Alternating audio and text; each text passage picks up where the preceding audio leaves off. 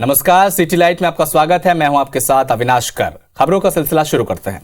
मुख्यमंत्री भूपेश बघेल ने कांग्रेस और बीजेपी शासनकाल में धान बेचने वाले किसानों को दी गई राशि का अंतर बताते हुए ट्वीट किया। सीएम भूपेश ने ट्वीट में बताया कि 2013 से लेकर 2018 तक बीजेपी शासनकाल में किसानों को 53,045 करोड़ रुपए मिले, जबकि हमारी कांग्रेस सरकार ने 4 साल में किसानों को 1,10,000 करोड़ रुपए दिए हैं।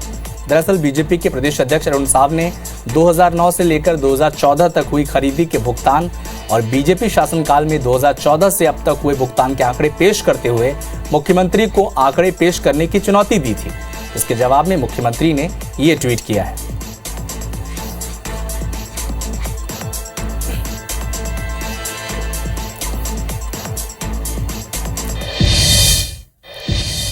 नवा रायपुर में 6 एकड़ में बन रहे मुख्यमंत्री निवास का काम जून में पूरा हो जाएगा। इस निवास को अत्याधुनिक इंफ्रास्ट्रक्चर और अन्य सुविधाओं से लैस कर तैयार किया जा रहा। निवास को पूरी तरह छत्तीसगढ़ी संस्कृति और परंपरा से डिजाइन किया गया। परिसर में कुल 4 बिल्डिंग है। 2 बिल्डिंग मुख्यमंत्री रेजिडेंशियल और ऑफिशियल है।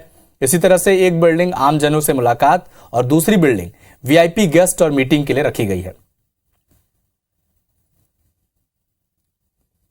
जून महीने तक माननीय मुख्यमंत्री जी के और विधानसभा अध्यक्ष के और सभी मंत्रियों के आवास लगभग पूर्ण हो जाएंगे, ऐसा लोक निर्माण विभाग का स्टेटमेंट मैंने पढ़ा है।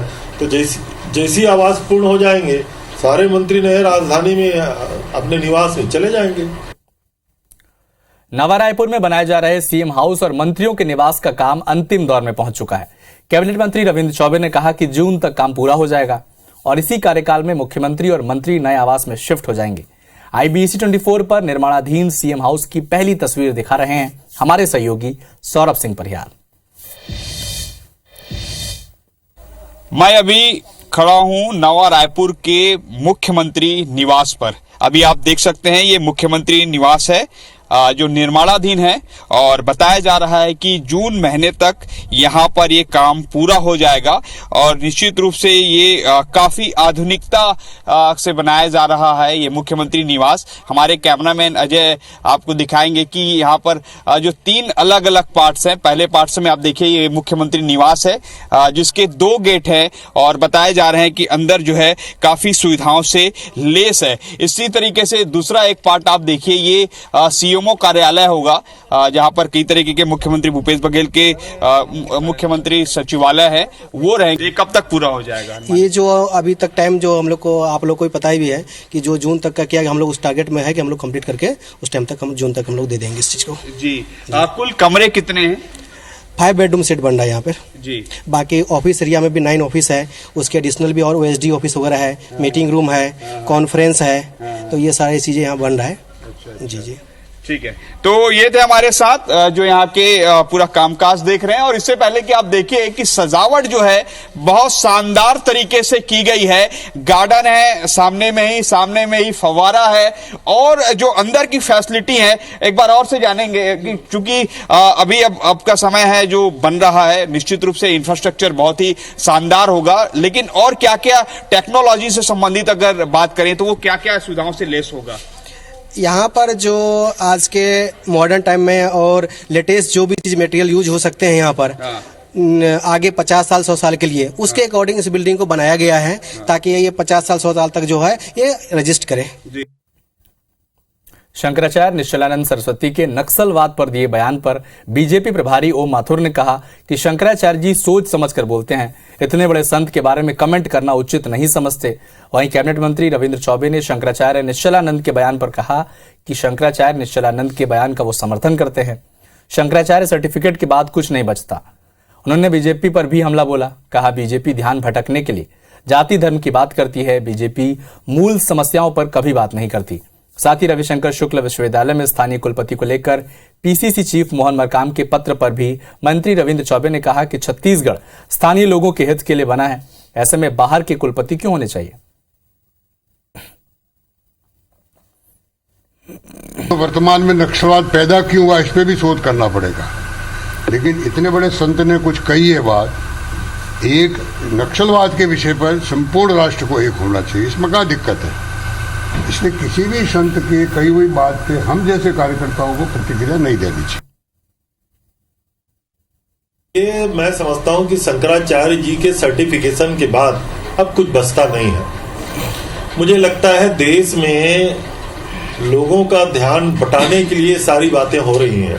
माननीय नड्डा जी का बस्तर प्रवास हो रहा है, छत्तीसगढ़ की धरती है, उनका स्वागत है, लेकिन मुझे लगता है कि बस्तर में जिस तरीके से आदरणीय भूपेश जी के नेतृत्व में विकास के काम हुए हैं, नक्सल समस्या सिमटे हैं, नौजवानों को वहां रोजगार के अवसर उपलब्ध हुए हैं, नड्डा जी के आने से भी भारतीय जनता पार्टी को कोई फायदा नहीं होने वाला। ये है कि छत्तीसगढ़ की अस्मिता का सवाल है। छत्तीसगढ़ में विद्वानों की कमी नहीं है, इस पर भी राजभवन को निर्णय करना चाहिए।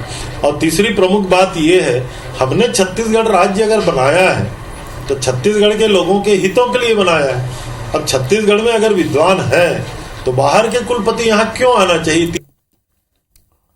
पूरी पीठ के शंकराचार्य स्वामी निश्चलानंद सरस्वती ने रामचरितमानस को जलाने वाले लोगों की तुलना भेड़ और सियारों से की। 3 दिवसीय जगदलपुर प्रवास पर पहुंचे शंकराचार्य ने रामचरितमानस को जलाने और अपमानित करने वालों पर कड़ी टिप्पणी की। उन्होंने कहा कि कुछ लोग जानबूझकर हिंदू प्रतीकों और ग्रंथों का अपमान कर रहे हैं। उन्होंने कहा कि हिंदू ग्रंथ जलाने वाले में अगर दम है तो दूसरे धर्मों के ग्रंथ जलाकर एक बार देखें। ठीक है, में जाकर, चर्च में जाकर, मस्जिद में जाकर सानी दवा के चिटपट लगा दो, तब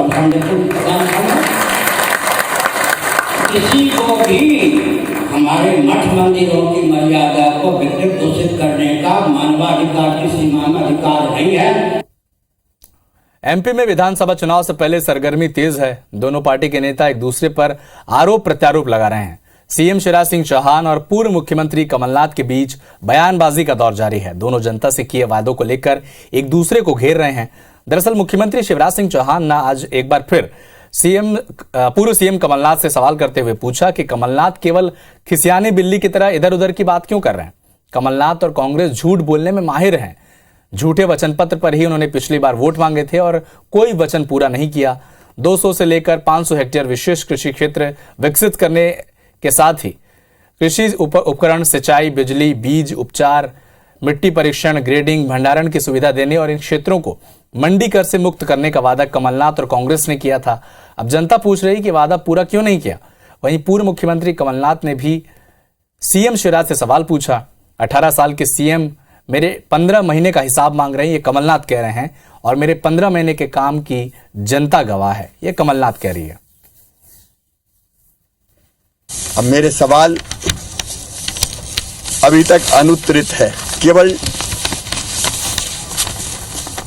खिसियानी बिल्ली की तरह इधर उधर की बातें की जा रही है। कांग्रेस झूठ बोलने में माहिर है। झूठे वचन पत्र पर ही उनने पिछली बार वोट मांगे थे और कोई वचन पूरा नहीं किया। खंडवा और खरगोन जिला कांग्रेस अध्यक्षों को होल्ड करने के कांग्रेस के फैसले पर मुख्यमंत्री शिवराज सिंह चौहान ने तंज कसा। सीएम ने कहा कि राहुल गांधी और कमलनाथ के नेतृत्व में पूरी कांग्रेस ही होल्ड होकर रखी गई है। जनता भी कांग्रेस को होल्ड ही करने वाली है। वहीं इस मामले में गृह मंत्री नरोत्तम मिश्रा ने कहा कि कांग्रेस में रसाकसी चल रही है कि सीएम कौन होगा। पहले इंदौर और अब खंडवा का अध्यक्ष होल्ड पर हो गया। उन्हें लगता है कि चुनाव आते आते कमलनाथ जी का मुख्यमंत्री बनना ही होल्ड न हो जाए। श्री राहुल गांधी और श्री कमलनाथ जी के नेतृत्व में पूरी कांग्रेस ही होल्ड पर रखी हुई है। इस समय करते हैं और होल्ड कर देते हैं, और जनता भी कांग्रेस को होल्ड पर ही रखने वाली है। सर, कांग्रेस में रस्साकसी चल रही है। सीएम कौन होगा कौन नहीं होगा इस बात की। जो इनके छोटे भाई है ना कमलनाथ जी के, उनसे मेरा निवेदन है कि कमलनाथ जी की उम्र का ध्यान नहीं रख रही तो उनकी इन्वेस्टमेंट का तो ध्यान रखो। मेरे को तो लगता है कि चुनाव आते आते तक ये मुख्यमंत्री बनना ही होल्ड पे करा देंगे अब इनका कमलनाथ जी का। बस्तर के दरबा घाटी में हुए नक्सल नरसंहार की जांच कर रही जीरम जांच आयोग का कार्यकाल 6 महीने के लिए और बढ़ा दिया गया है। इस मामले को लेकर सियासी बयानबाजी का दौर भी शुरू हो गया है। मुख्यमंत्री भूपेश बघेल ने कहा कि बीजेपी झीरम षड्यंत्र को उजागर नहीं होने देना चाहती, अपराधियों को बचाना चाहती है। सीएम ने कहा कि एनआईए से जांच का अधिकार मांगा लेकिन नहीं मिला, और जब हम कोर्ट जाते हैं तो एनआईए भी कोर्ट पहुंच जाती है। वहीं पूर्व नेता प्रतिपक्ष धर्मलाल कौशिक ने कहा कि झीरम मामले में कांग्रेस केवल राजनीति कर रही है। उन्होंने कहा कि सरकार बोलती है कि उनके जेब में साक्ष्य है, लेकिन वे जब जेब से निकाल क्यों नहीं रहे। उन्होंने आरोप लगाया कि सरकार जानबूझकर इसे चुनाव तक टालना चाहती है।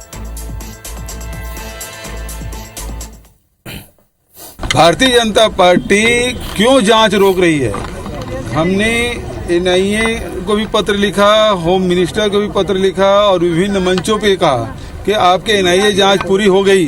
कानून के आड़ लेकर भारतीय जनता पार्टी किसको बचाना चाह रही है? अपराधियों को षड्यंत्र क्यों उजागर नहीं होने दे रहा है? महत्वपूर्ण बात यह है। सीरम के मामले में कांग्रेस की सरकार केवल राजनीति करना चाहते हैं। यदि वास्तविक में उनकी गंभीरता होती कि परिवार को न्याय मिले, तो मुझे लगता है कि कार्यकाल में वृद्धि करने की आवश्यकता नहीं थी। इससे स्पष्ट है कि केवल राजनीति करना चाहते हैं। सागर में सीएम शिवराज सिंह चौहान ने संत रविदास महाकुंभ में शिरकत की और अनुसूचित जाति वर्ग के कल्याण के लिए कई योजनाओं की घोषणा की। कजली वन मैदान में आयोजित संत रविदास महाकुंभ में सीएम शिवराज ने संत रविदास की पूजा की और संत के अनुयायियों का सम्मान किया। इस दौरान सीएम ने जिले के बड़ा शाहगढ़ तहसील के लिए 291 करोड़ की राशि की संयुक्त पेयजल योजना का भूमि पूजन किया और एक जिला एक उत्पाद की प्रदर्शनी देखी। इसके बाद सीएम ने बड़तुमा गांव में 100 करोड़ की लागत से संत रविदास महाराज का मंदिर बनाने की घोषणा की। साथ ही सीएम ने ऐसे युवाओं को प्रोत्साहित करने के लिए औद्योगिक क्षेत्र में 20% भूमि 80 वर्ग के लिए आरक्षित रखे जाने की घोषणा की। साथ ही सीएम ने बताया कि नगरीय निकायों में भी पॉलिसी बनाकर मेन हॉल की सफाई अब इंसानों की जगह मशीनों की से कराए जाएंगे। सीएम ने कांग्रेस पर तंज कसा और कहा कि कमलनाथ सिर्फ बातें करते हैं, एससी वर्ग के कल्याण के लिए उन्होंने कभी कुछ नहीं किया। कांकेर में बीजेपी जिला कार्य समिति की बैठक में कार्यकर्ताओं में जोश भरने के साथ पार्टी के प्रदेश प्रभारी ओम माथुर ने कहा कि केंद्र सरकार की महत्वाकांक्षी योजना को जनता के बीच पहुंचाने के साथ ही सभी कार्यकर्ता राज्य सरकार की नाकामियों को भी बताएं। इसके अलावा बीजेपी के प्रदेश अध्यक्ष अरुण साहब ने कहा कि राज्य की सरकार को न छत्तीसगढ़ की चिंता है और न ही 2.5 करोड़ जनता की। राज्य की कांग्रेस सरकार को न छत्तीसगढ़ की चिंता है, न छत्तीसगढ़ के 2.5 करोड़ जनता की चिंता है। राज्य की कांग्रेस सरकार भूपेश बघेल जी एक परिवार की सेवा में लगे हुए हैं। इस साल यानी 2023 में मध्य प्रदेश में विधानसभा चुनाव होने हैं। भीम आर्मी के नेता चंद्रशेखर रावण 12 फरवरी को भोपाल दौरे पर आ रहे हैं। मानस विवाद के बाद चंद्रशेखर रावण का एमपी दौरा प्रदेश का माहौल गर्मा सकता है। दरअसल 12 फरवरी को राजधानी भोपाल में चंद्रशेखर रावण ने बड़ी सभा का ऐलान कर एमपी सरकार को चैलेंज दिया था कि उन्हें रोक कर दिखाएं। अब 12 फरवरी नजदीक आते ही कांग्रेस और बीजेपी दोनों की निगाह इस दौरे पर है। माना जा रहा है कि रावण के एमपी में सक्रिय रहने का फायदा बीजेपी को मिल सकता है, क्योंकि दलित वोटों का विभाजन कांग्रेस को नुकसान पहुंचा सकता है। वहीं दौरे को लेकर कांग्रेस बीजेपी दोनों ही दल रावण का नाम लिए बिना ही एमपी में बाहर से आने वाले नेताओं को संयमित भाषा की नसीहत दे रहे हैं।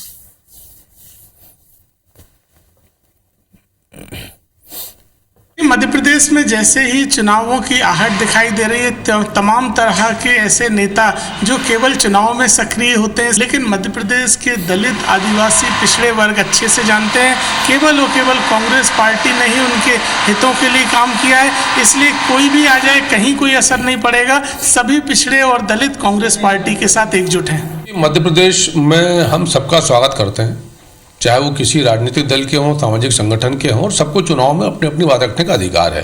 पर सबको इन बातों का ध्यान रखना चाहिए कि ऐसे विषय जो अवैधानिक हो और अनैतिक हो उन पर चर्चा नहीं करना चाहिए। किसी को भी मध्य प्रदेश में सामाजिक वातावरण, सामाजिक सौहार्द को हानि पहुंचाने का प्रयास नहीं करना चाहिए।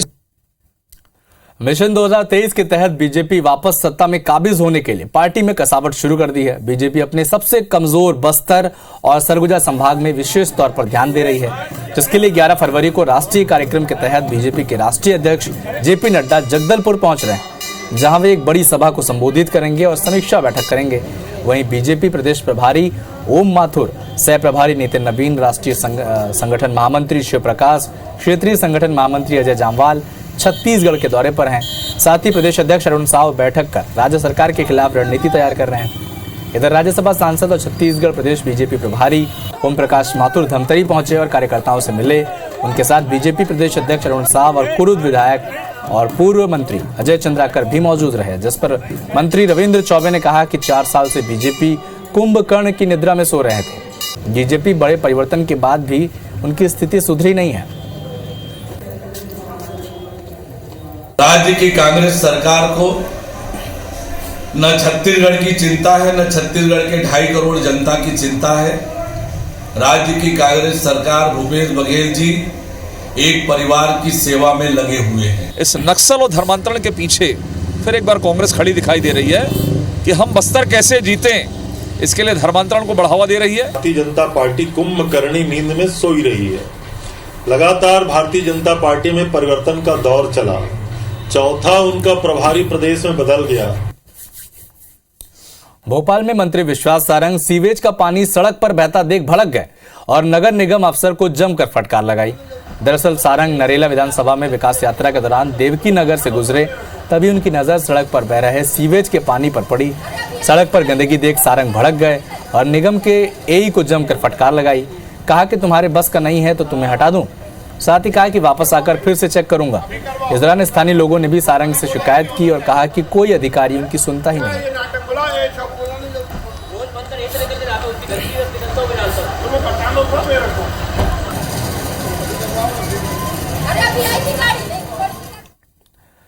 इधर एमपी की दीनदयाल अंत्योदय रसोई योजना को गरीबों के लिए शुरू की गई। 10 रुपए में भरपेट खाना, लेकिन इस योजना में गरीबों के निवालों के साथ धांधली की जा रही है। ऐसा किसी ग्रामीण अंचल में नहीं बल्कि राजधानी भोपाल में हो रहा है। भोपाल में महापौर मालती राय अचानक दीनदयाल रसोई का निरीक्षण करने रत्नागिरी सेंटर पहुंची और पाया कि गरीबों को पानी की तरह दाल सब्जी में भी ऐसी कि जिसमें सब्जी दिखाई न दे, घटिया क्वालिटी का गेहूं और चावल खिलाया जा रहा था। महापौर ने एक एक खाद्य सामग्री का निरीक्षण किया। आश्चर्य की बात यह कि न तो खाद्य सामग्री न ही योजना के तहत भोजन करने वालों की एंट्री की गई है। भोजन करने वाले लोगों ने मौके पर ही इसकी पोल खोली।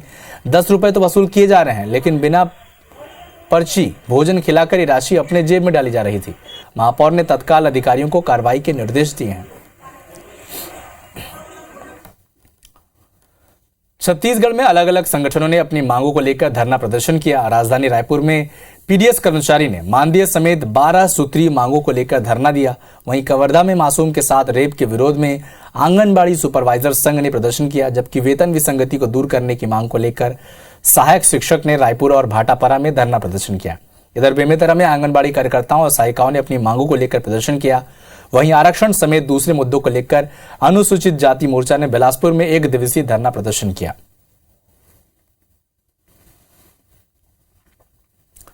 परीक्षाएं सिर पर हैं और छत्तीसगढ़ के सहायक शिक्षक हड़ताल पर, जिसकी वजह से बच्चों की पढ़ाई तो प्रभावित हो ही रही है।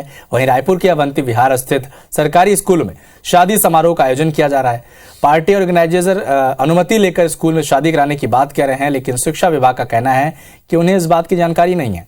मामले में स्कूल पहुंचकर हमारी संवाददाता ने जायजा लिया और जिम्मेदार अफसरों से भी बात की। रायपुर में सहायक शिक्षकों की हड़ताल का एक अलग ही नज़ारा देखने को मिल रहा है। एक ओर जहां सहायक शिक्षक हड़ताल पर है, तो वहीं दूसरी ओर स्कूलों की पढ़ाई भी प्रभावित हो रही है। हम रायपुर के अवंती विहार स्थित शासकीय स्कूल में मौजूद है और यहां पर आप देखेंगे कि शादी समारोह की तैयारियां हो रही है। यहां पर जो प्रधान पाठिका है उसको छोड़कर तमाम लोग यहां पर सहायक शिक्षक हैं और सभी लोग यहां पर हड़ताल पर चले गए हैं। प्रधान पाठिका ने बच्चों को हाफ डे में अवकाश दे दिया है और वो भी अपने घर के लिए रवाना हो गई है। और आप देखेंगे कि यहाँ पर शादी समारोह की तैयारियाँ की जा रही है, वो भी ऐसे मौके पर जब बच्चे को परीक्षा का समय है। बच्चे इस समय में ज़्यादातर पढ़ाई करते हुए नजर आते हैं, उन्हें ज़्यादा पढ़ाई की ज़रूरत होती है, लेकिन ऐसे समय में स्कूल को शादी समारोह के लिए दे दिया गया है। जबकि ग्रीष्मकालीन अवकाश के समय में अक्सर हम देखते हैं कि स्कूल को शादी समारोह के लिए उपयोग किया जाता है। हमारे साथ कुछ लोग हैं, उनसे बात करते हैं। आप यहाँ पर आए हैं, शादी समारोह के लिए स्कूल को दिया गया है, कितने दिनों के लिए दिया गया है? ये बस आज नाइट के लिए है, हम लोग ने परमिशन लेके ही लिया गया है। किनसे परमिशन लिया आपने? प्रमोद मिश्रा जी से लिया गया है परमिशन, और यहाँ के जो महापौर है ना उनसे लिया गया है, उसके बाद हुआ है। तो यहाँ पर जो पार्टी का ऑर्गेनाइज करते हैं वो बता रहे हैं कि तमाम लोगों से परमिशन लिया गया है, उसके बाद ही शादी समारोह का आगाज़ किया गया है। लेकिन आप देखेंगे कि ऐसे समय में जब बच्चों की परीक्षा का समय है और ऐसे में बच्चों की पढ़ाई काफ़ी हद तक प्रभावित हो रही है, क्योंकि सहायक शिक्षक हड़ताल पर हैं और ऐसे में काफ़ी स्कूलों में ताले लटके हुए हैं, तो काफ़ी स्कूलों में शिक्षकों की कमी से बच्चों की पढ़ाई ज़रूर प्रभावित हो रही है। कैमरामैन योगेंद्र मिश्रा के साथ सुप्रिया पांडे, IBC 24 रायपुर। पिछले 27 दिनों से जारी प्रदेश के लैब टेक्नीशियंस की हड़ताल आखिरकार खत्म हो गई और गुरुवार से सभी लैब टेक्नीशियंस असिस्टेंट अपने काम पर वापस चले जाएंगे। दरअसल भोपाल में स्वास्थ्य विभाग के अधिकारियों के साथ हुई चर्चा के बाद लैब टेक्नीशियन एसोसिएशन ने हड़ताल खत्म करने का फैसला किया है। फिलहाल 13 सूत्रीय मांगों में से कुछ मांगों पर सहमति बन गई है, वहीं बाकी की बची हुई मांगों पर प्रस्ताव तैयार कर स्वास्थ्य विभाग के सामने पेश किया जाएगा। बता दें कि लैब टेक्नीशियंस हड़ताल से सैंपल न जांच होने और बुजुर्गों और गर्भवती महिलाओं को सबसे ज्यादा परेशानी का सामना करना पड़ा। 27 दिन से जारी प्रदेश भर में लैब टेक्नीशियंस की हड़ताल आखिरकार आज खत्म हो गई है। स्वास्थ्य विभाग के अधिकारियों से बातचीत के बाद एसोसिएशन ने फैसला लिया है कि इस हड़ताल को खत्म कर दिया जाएगा और कल से सभी लैब टेक्नीशियंस अपने काम पर वापस लौटेंगे। वीरेंद्र जी, एक लंबी हड़ताल आप लोगों ने की थी, अगर हम मांगों की बात करें तो कौन कौन सी ऐसी प्रमुख मांगे हैं जिन पर सहमति बन चुकी है और आगे की क्या जो है पूरी प्रक्रिया रहेगी? जो हमारी 13 सूत्री मांग थी, लगभग जो सभी मांग है उसमें सहमति नैतिक रूप से बन चुकी है। कुछ मांगों पर जो है पुनः जो है कई बैठक कराने की ज़रूरत है। हमारा प्रतिनिधिमंडल और शासन का प्रतिनिधिमंडल बैठकर उस पर चर्चा करेगा। ग्रेड पे बढ़ाने की बात है, उसमें प्रपोजल भेजा जा चुका है 2800 से 4200 का असिस्टेंट का, और अटेंडेंट का भी ग्रेड पे बढ़ाने की बात हमने रखी है। इसके पदों की संख्या बढ़ाने का, पदों की संख्या उन्होंने लगभग 270 पोस्टें जो है सैंक्शन कर दी हैं, नए पद। क्या उम्मीद करते हैं कि कब तक जो है जो अन्य मांगे जो नहीं, जिन पर सहमति नहीं बन पाई है, जिन पर प्रपोजल बनना बाकी है, कब तक ये जो है पूरी प्रक्रिया पूर्ण हो सकती है? हमारी पूरी टीम कोशिश करेगी कि जल्द से जल्द, क्योंकि आगामी चुनाव से पहले हम अपनी जो मांगे हैं उसको पूरी कराने की कोशिश करेंगे। जी बिल्कुल, तो जैसा कि हमें लैब टेक्नीशियन एसोसिएशन के प्रतिनिधिमंडल ने बताया कि फिलहाल जो है कई मांगों पर सहमति बन चुकी है। कुछ मांगे हैं जिन पर एक लंबी चर्चा के बाद सहमति बन सकती है और 2 महीने तक का फिलहाल जो है स्वास्थ्य विभाग के पास समय है इनकी अन्य मांगों को मांगने के लिए। कैमरा पर्सन रमेश के साथ नीलम गुरवे, IBC 24 भोपाल। एमपी के मेडिकल कॉलेज से जुड़े अस्पताल सेंट्रल पैथोलॉजी लैब खोलने की कवायद शुरू हो गई है। चिकित्सा शिक्षा विभाग जल्द ही टेंडर की प्रक्रिया शुरू करने जा रहा है। सेंट्रल लैब में सभी पैथोलॉजिकल, माइक्रोबायोलॉजिकल और बायोकेमिस्ट्री से जुड़ी हुई जांच एक ही जगह पर हो जाएगी। एक ही जगह पर सभी जांच होने के चलते मरीजों को अपने सैंपल्स देने से लेकर रिपोर्ट्स के लिए लंबा इंतजार नहीं करना पड़ेगा और इन्हें ऑनलाइन भी अपने रिपोर्ट्स मिल सकेंगे। लैब में सभी जांच पूरी तरह से ऑटोमेटिक मशीनों के जरिए होंगी और जांच पूरी तरह से सही हो सके, इसके लिए सैंपल्स के लगभग 3% नेगेटिव या पॉजिटिव सैंपल्स की दोबारा जांच किसी दूसरे लैब में करवाई जाएगी।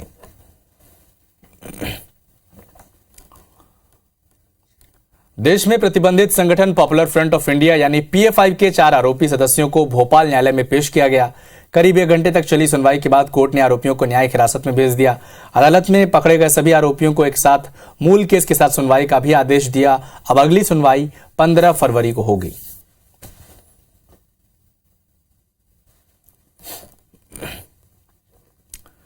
साल 1993 बैच के रिटायर्ड IAS अधिकारी रमेश थेटे की मुश्किलें बढ़ गई हैं। जबलपुर की लोकायुक्त पुलिस ने रिटायर्ड IAS रमेश थेटे और उनकी पत्नी मंदा थेटे के खिलाफ आय से अधिक संपत्ति की FIR दर्ज कर ली है। थेटे साल 2001-2 में जबलपुर के नगर निगम का आयुक्त थे, साथ ही मंत्रालयों में सचिव भी रहे। रमेश थेटे के खिलाफ जबलपुर की लोकायुक्त पुलिस ने साल 2012-13 में जांच शुरू की थी। अब 10 साल बाद उन्हें और उनकी पत्नी को आय से अधिक संपत्ति का आरोपी बनाया गया। थेटे पर आरोप है कि उन्होंने 68 लाख रुपए का बैंक लोन लिया था, लेकिन बहुत कम समय में चुका दिया। लोकायुक्त पुलिस ने पाया कि रमेश थेटे की इतनी आय तो थी नहीं, वो 68 लाख रुपए का लोन चुका सके, इसीलिए उनके साथ उनकी पत्नी पर भी बेहिसाब संपत्ति जुटाने का केस दर्ज किया गया है।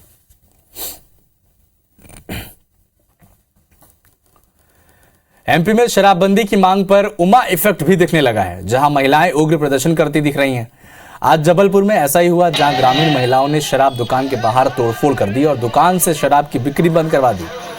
मामला चरगवा थाना क्षेत्र के बिजौरी गांव का है, जहां गांव में स्थित शराब दुकान को बंद करवाने की मांग पर महिलाएं एकजुट हो गई। महिलाएं शराब दुकान के सामने धरने पर बैठ गई। जब शराब दुकान के शटर नहीं गिराए गए तो महिलाएं उग्र हो गई और दुकान के बाहर तोड़फोड़ कर दी। दुकान ही से शराब की बिक्री बंद करवा दी। हालांकि कुछ देर बाद पहुंची चरगवा पुलिस ने महिलाओं को समझाइश देकर धरने से हटाया।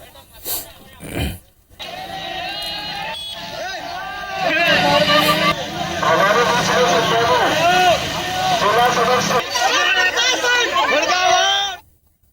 सागर में आयोजित संत रविदास कुंभ से लौटे 2 दर्जन ग्रामीण फूड पॉइजनिंग का शिकार हो गए। मामला सागर जिले के रहली से सामने आया। 25 ग्रामीणों को अस्पताल में भर्ती कराया गया, जहां उनका इलाज जारी है। अस्पताल में भर्ती पीड़ितों ने बताया कि रविदास महाकुंभ के दौरान पैकेट बंद पूरी सब्जी खाई थी, जिसके बाद उनकी हालत बिगड़ गई और सीने और पेट में दर्द के साथ उल्टियां होने लगी। हालात बिगड़ता देख सभी पीड़ितों को रहली के स्वास्थ्य केंद्र में भर्ती कराया गया, जहां उनका इलाज किया जा रहा है। अगर आप कियोस्क सेंटर में जाकर रुपए निकालते हैं तो ये खबर आपके लिए है। हो जाइए सावधान, क्योंकि आप भी ठगी का शिकार हो सकते हैं, क्योंकि शातिरों ने ठगी का नया तरीका इजाद कर लिया है। सिंगरौली में कियोस्क संचालक ने रुपये निकलने वाले लोगों के फिंगरप्रिंट की कॉपी बना लेता था और इसके जरिए वो उनके अकाउंट से रुपये निकाल लेता था। फिंगरप्रिंट और आधार नंबर से रुपए निकालने के लिए ओटीपी की जरूरत नहीं होती, लिहाजा लोगों को इस फर्जीवाड़े की खबर हो रही थी। जैसे ही लोगों को जानकारी लगी, उन्होंने पुलिस में शिकायत की, जिसके बाद पुलिस ने 3 आरोपियों को गिरफ्तार कर लिया है। इसमें इन्वेस्टिगेशन जारी है और इन्वेस्टिगेशन में और भी उनके नाम आते हैं और किसी की संलिप्तता आती है तो उनके खिलाफ कार्रवाई की जाए। मैसेज यही है कि जब भी आपको ऐसा लगता है, आपकी जानकारी में आता है, तत्काल जो है थाने में या एसपी ऑफिस में शिकायत करें और हम उसमें आपके साथ हैं। तत्काल हम जांच करके उसमें विधि सम्मत जो भी कार्रवाई होती है उसमें सुनिश्चित। आरबीआई ने एक बार फिर आम आदमी को झटका दिया है। आरबीआई ने रेपो रेट में 25 बेसिस पॉइंट यानी 0.25% की बढ़ोतरी की है। इसके बाद सभी तरह के लोन महंगे हो जाएंगे। देश में महंगाई काबू आने के बाद आरबीआई ने दरों में बढ़ोतरी का फैसला लिया। रिजर्व बैंक ने लगातार 6ठी बार रेपो रेट में बढ़ोतरी का ऐलान किया है।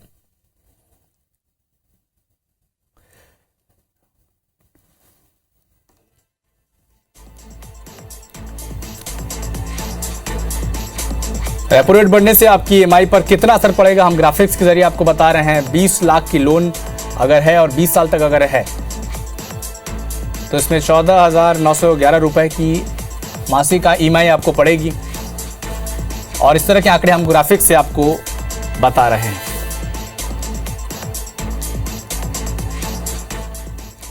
इंदौर रेलवे स्टेशन के कायाकल्प की तैयारियां शुरू हो चुकी हैं। इंदौर नया रेलवे स्टेशन 1000 करोड़ की लागत से बनाया जाएगा, जिसके लिए रेल मंत्रालय ने 340 करोड़ का बजट भी आवंटित कर दिया है। नए रेलवे स्टेशन के लिए 15 फरवरी को टेंडर भी जारी किया जाएगा। नया रेलवे स्टेशन इंदौर की पहचान राजबाड़ा की डिजाइन की तर्ज पर बनाया जाएगा, जिसमें भव्य प्रदेश द्वार, roof plaza, executive lounge, platform, cover shed और स्काई वॉक बनाया जाएगा, जो कि मेट्रो स्टेशन को जोड़ेगा। साथ ही पार्क रोड रेलवे स्टेशन को भी विकसित किया जाएगा। रेलवे स्टेशन को नया स्वरूप दिया जा रहा है। इस रेलवे स्टेशन में वो सभी सुविधाएं होगी जो कि एक एयरपोर्ट पर होती है। इसमें स्काई वॉक रहेगा, मेट्रो से इसका कनेक्शन रहेगा, यही नहीं सरवटी बस स्टैंड से भी इसका जुड़ाव रहेगा।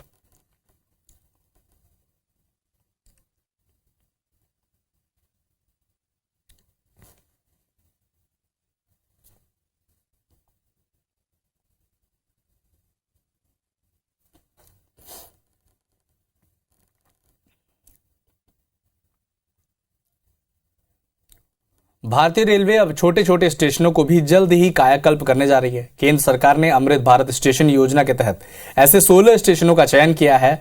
इन स्टेशन पर स्टेशन बिल्डिंग का सुधार, रूफ प्लाजा, आधुनिक प्रवेश द्वार, वेटिंग हॉल, रिटायरिंग रूम, प्रसाधन की सुविधाएं, स्टेशन पहुंच मार्ग में सुधार, प्लेटफॉर्म कवर शेड, स्टेशन क्षेत्र की जल निकासी व्यवस्था, वाईफाई, एक्सीलेटर, लिफ्ट, दिव्यांगों के लिए सुविधाएं और सीसीटीवी कैमरे जैसी यात्री सुविधाएं बढ़ाई जाएंगी।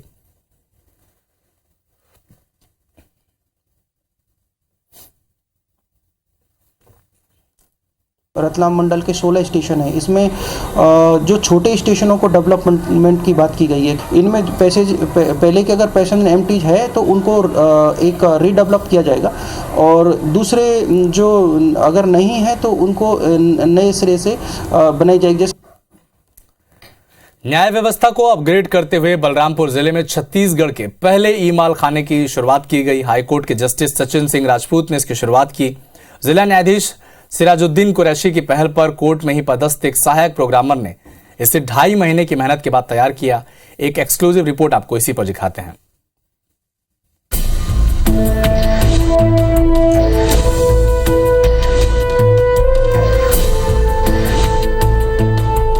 रामानुजगंज में जिला न्यायालय में छत्तीसगढ़ प्रदेश का पहला ई माल खाना स्थापित किया जा रहा है। यहाँ पर माल खाने के अंदर रखी गई पूरी प्रॉपर्टी पर QR कोड लगाया गया है और इसकी इमेज भी कंप्यूटर में दर्ज कर दी गई है। न्याय के साथ साथ पारदर्शिता बनाए रखने के मकसद से इसकी शुरुआत की गई है और ये काफी कारगर भी है। दरअसल कोर्ट में गवाही के दौरान या किसी केस में जब प्रॉपर्टी को मंगाया जाता है तो कई बार वो मिसप्लेस हो जाती थी या फिर काफी समय लगता था। अभी माल खाना में केस से जुड़ी सारी प्रॉपर्टी सुरक्षित है और किसी भी QR कोड स्कैन करने के बाद केस की पूरी हिस्ट्री आसानी से खुल जाएगी। इससे न सिर्फ समय बचेगा बल्कि सरकार के त्वरित न्याय की कोशिशें भी साकार होगी। साथ ही ई माल खाना के स्थापित हो जाने से माल खाना पूरी तरह से नीट और क्लीन बना रहेगा। ई माल खाना दरअसल हमने नया फीचर ऐड किया है CIS में, चूंकि संपत्ति का रखरखाव आधुनिक तरीके से हो सके और न्यायालय में इसको सुचारू रूप से प्रस्तुत कर सके, इस विषय को लेकर हमने उसमें QR कोड इनॉग्रेट किया है। ई माल खाना को बनाने वाले सहायक प्रोग्रामर आरिज अंसारी ने बताया कि करीब 2.5 महीने की मेहनत करने के बाद उन्होंने इसे शुरू किया है। उन्होंने बताया कि कंप्यूटर की जानकारी होने के साथ साथ वो इस पर कार्य में लगातार लगे हुए थे, इसलिए इसमें उन्हें काफी सफलता मिली है। भविष्य में इसे और अपग्रेड करने के लिए एक चिप भी लगाने की योजना है जिससे ये और आधुनिक हो जाएगी। मालखाना को पूरी तरह से डिजिटल करने की कोशिश की है और टाइम कंज्यूमिंग कम हो और मैन पावर कम लगे, और जैसे प्रॉपर्टी का फिजिकली अगर मिलान करना हो तो हम QR कोड स्कैन करके इजीली उसका मिलान कर सके। हमने प्रॉपर्टी का इमेज भी इसमें रिकॉर्ड करके रखा हुआ है। दरअसल कोर्ट के मालखाना में खून से सने कपड़े, जब्त की गई शराब और हत्या में इस्तेमाल हथियार या दूसरे कई सबूत रखे जाते हैं और जब तक केस चलता है गवाही के दौरान इसे कोर्ट में पेश किया जाता है। एक तरह की कई चीजें होने के बाद कई बार या तो मिस हो जाती हैं या फिर खराब हो जाती है। ऐसे में वकील के साथ साथ न्यायाधीश और दूसरे लोगों को भी काफी परेशानी का सामना करना पड़ता था। इन्हीं परेशानियों को दूर करने के लिए ये सराहनीय पहल की गई है। अरुण सोनी, IBC 24, बलरामपुर। शहडोल जिले में 34 बाघों का मूवमेंट है जिससे ग्रामीणों में दहशत का माहौल है। बताया जा रहा है कि उत्तर वन मंडल में 30 और दक्षिण वन मंडल में 4 बाघ मूवमेंट कर रहे हैं, जिसकी वजह से वन मंडल के आसपास गांव में ग्रामीणों में दहशत बनी हुई है। वहीं मुख्य वन संरक्षक का कहना है कि बाघों की मूवमेंट को लेकर ग्रामीणों को जागरूक किया जा रहा है। इसके लिए सरपंच, सामाजिक मुखियाओं का सहयोग भी लिया जा रहा है। शहडोल जिले में 2 डिवीजन है जिसमें 34 बाघों का मूवमेंट है और अभी तक शहडोल जिले में 724 मवेशियों को शेर द्वारा मारा गया है, जिसका मुआवजा करीब 1 करोड़ रुपए वन विभाग ने भुगतान किया और एक मवेशी का 30,000 रुपये भुगतान करते हैं।